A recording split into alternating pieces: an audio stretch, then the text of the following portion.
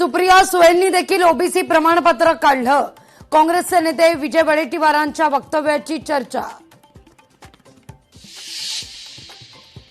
Isha foundation तर्फे नेपाळमध्ये पर्यटनाकरता गेलेले जवळपास 77 जण पुरात बेपत्ता असल्याचं वृत्त.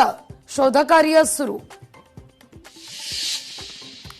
एकनाथ शिंदे मंत्र्यांच्या कामकाजावर ठेवणार लक्ष. दर आठवड्याला कॅबिनेटपूर्वी घेणार मंत्र्यांच्या कामाचा आढावा. तर शिंदेंचं प्रगती पुस्तक कोण मांडणार, राऊतांचा प्रतिसवाल. नेपाळमध्ये आलेल्या महाप्रलयामुळे मोठं नुकसान. 160 जणांचा मृत्यू. नेपाळच्या महाप्रलयात महाराष्ट्रातले 150 पर्यटक अडकले. महाराष्ट्राकडून हेल्पलाईन क्रमांक जारी. नवी मुंबई पोलीस आयुक्तालय हद्दीत अद्यापही छमछम सुरूच. नियमांचं उल्लंघन करून डान्स बार सुरू असल्याची माहिती.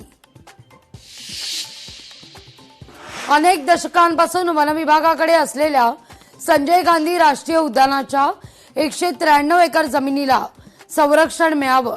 सेव्ह एसजीएनपी गटाची वनमंत्र्यांकडे मागणी. टीडीआर प्रकरणी मंत्र्यांचे एकमेकांवर आरोप. मात्र ठाणेकरांवर कोट्यवधींच्या टीडीआरचा भार. ठाणेकरांच्या प्रश्नावर मुख्यमंत्री गप्प का, सवाल उपस्थित.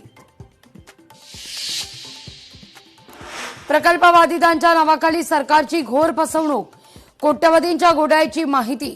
लोकशाही मराठीच्या हाती. अधिकाऱ्यांवर अद्याप कारवाई नाही. आणि राज्यात आज नारळी पौर्णिमेचा उत्साह.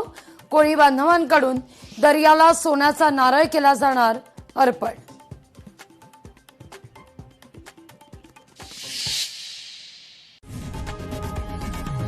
लोकशाही मराठी ऐका, पहा, जागरूक रहा.